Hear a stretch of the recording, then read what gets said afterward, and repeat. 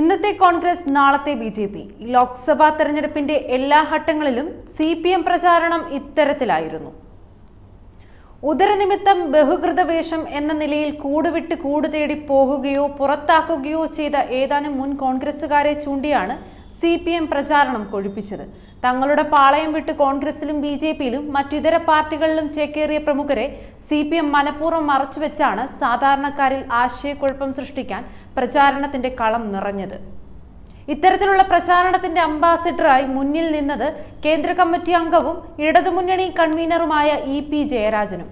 കോൺഗ്രസുകാരെ വിശ്വസിക്കാൻ കൊള്ളില്ലെന്നും ജയിച്ചാലും ഇല്ലെങ്കിലും നാളെ അവർ ബിജെപിയിൽ പോകുമെന്നും നാഴികയ്ക്ക് 40 വട്ടം അദ്ദേഹം ഉറപ്പിച്ചു പറഞ്ഞുകൊണ്ടിരുന്നു. കെ സുധാകരന്റെ പേരെടുത്തു തന്നെ ബിജെപി ബന്ധം ആരോപിച്ചു. കണ്ണൂരിന്റെ ചുമതലയിൽ നിന്നും മാറ്റി കാസർകോട്ടേക്ക് വന്നതോടെ അനിൽ ആന്റണിയുടെയും പത്മജിയുടെയും പേരിനൊപ്പം രാജ്മോഹൻ ഉണ്ണിത്താന്റെ മകനടക്കം കോൺഗ്രസിന്റെ പ്രമുഖ മക്കളെയും കൂട്ടിക്കെട്ടാനും ശ്രമിച്ചു. പെരുംനുണകളെ പ്രതിരോധിക്കാൻ പ്രചാരണമെത്തി ഉണ്ണിത്താന്റെ മകന്റെ വിശദീകരണ വീഡിയോ ഇറങ്ങിയതോടെ ഇതിന്റെയും മുനയൊടിഞ്ഞു. മുസ്ലിം ലീഗിനെ ഉപദേശിക്കാനും ജയരാജൻ മറന്നില്ല. കോൺഗ്രസുകാർ ഏത് നിമിഷവും ബിജെപിയിൽ ചേക്കേറുമെന്നും എന്ത് കണ്ടിട്ടാണ് ഇവരോടൊപ്പം നിൽക്കുന്നതെന്നുമുള്ള ജയരാജ ഉപദേശം ലീഗിന് വേണ്ടുവോളം കിട്ടി. CAA വിഷയത്തിലും നിയമം കൊണ്ടുവന്ന ബിജെപിയെ വിട്ട് ലീഗിനൊപ്പം പാർലമെന്റിലും പുറത്തും നിയമത്തിനെതിരെ പ്രതിഷേധക്കോട്ട തീർത്ത കോൺഗ്രസിന്റെ പ്രതിഷേധത്തിന് ഊക്കുപോരെന്ന് പറഞ്ഞ് ബന്ധം വിടാൻ ഉപദേശം ചൊരിയുന്ന ജയരാജനെയാണ് ജനം കണ്ടത്. പാളയത്തിൽ പടയുണ്ടാക്കുകയെന്ന വ്യായാമമാണിതെന്ന് തിരിച്ചറിയാൻ ആർക്കും വലിയ ബുദ്ധിയൊന്നും വേണ്ടി വന്നില്ല. ലീഗണികൾ ഇദ്ദേഹത്തിന്റെ ജൽപ്പനകൾ അവജ്ഞയോടെ തള്ളിക്കളഞ്ഞു. 3ാം സീറ്റിന്റെ കാര്യത്തിലും ലീഗിനെ നിർലോഭം ഉപദേശിക്കാൻ മുന്നിൽ നിന്നു. തെരഞ്ഞെടുപ്പ് പ്രചാരണത്തിന്റെ അവസാന നിമിഷങ്ങളിൽ സമുദായത്തെ പരസ്യം വഴി ഉപദേശിക്കാനും CPMന് വലിയ ഉത്സാഹമായിരുന്നു. തട്ടമിട്ട പെണ്ണിന്റെ ചിത്രം വെച്ച് ഇടതില്ലെങ്കിൽ മുസ്ലിങ്ങൾ 2ാം തരം പൗരന്മാരാകുമെന്നും കോൺഗ്രസിന് വോട്ട് ചെയ്താൽ അത് ബിജെപിക്ക് കൊടുക്കുന്ന വോട്ടാകുമെന്നും കാണിച്ച് മുഴുപേജ് പരസ്യം കൊടുക്കാനും തയ്യാറായി. സ്വന്തം ചിഹ്നം പോലും ചോദ്യചിഹ്നമായി മാറിയ സന്ദർഭത്തിൽ അപകടകരമായ തീക്കളിയാണിതെന്ന് നിഷ്പക്ഷ സമൂഹം വിലയിരുത്തി. ചക്കിന് വെച്ചത് കൊക്കിന് കൊണ്ടു എന്ന ചൊല്ലുപോലെ ബിജെപിയുമായി അവിഹിത വീഴ്ച കഴിഞ്ഞിറങ്ങിയാണ് ജയരാജന്റെ അഭിചാര പ്രഭാഷണം എന്നത് ആളുകളെല്ലാം ഇപ്പോൾ തിരിച്ചറിഞ്ഞിരിക്കുന്നു.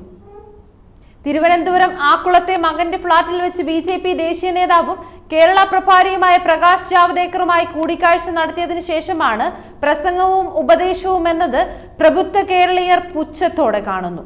സ്വന്തം പാർട്ടിക്കാരെ പോലും ബോധ്യപ്പെടുത്താൻ കഴിയാതെ ഉഴലുന്ന കാഴ്ചയാണ് ഇപ്പോൾ കണ്ടുകൊണ്ടിരിക്കുന്നത്.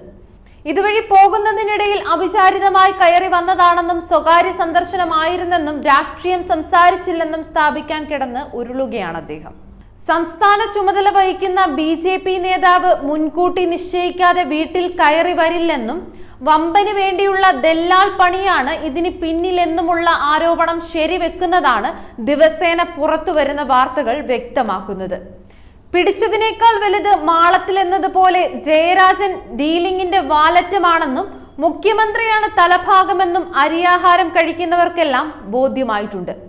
ശിവനെയും പാപിയെയും താരതമ്യം ചെയ്ത് ജയരാജന് ജാഗ്രത കുറവാണെന്ന് പറയുന്ന പിണറായിയും ജാവ്ദേക്കറുമായി മുമ്പ് പലവട്ടം സംസാരിച്ചിരുന്ന കാര്യം സമ്മതിക്കുകയാണ്.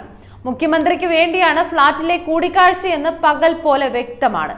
അണികളെ പഠിപ്പിക്കുന്ന മൂല്യബോധം സ്വയം പ്രാവർത്തികമാക്കണമെന്നും പോളിംഗ് ദിനത്തിലെ EP-യുടെ കൂടിക്കാഴ്ച വെളിപ്പെടുത്തൽ ഇടതുമുന്നണിയുടെ വിശ്വാസ്യതയെ തന്നെ ബാധിച്ചുവെന്ന ഘടകകക്ഷിയായ CPI സംസ്ഥാന സെക്രട്ടറി ബിനോയ് വിശ്വത്തിന്റെ അഭിപ്രായം കൂടി കണക്കിലെടുക്കേണ്ടി വരും.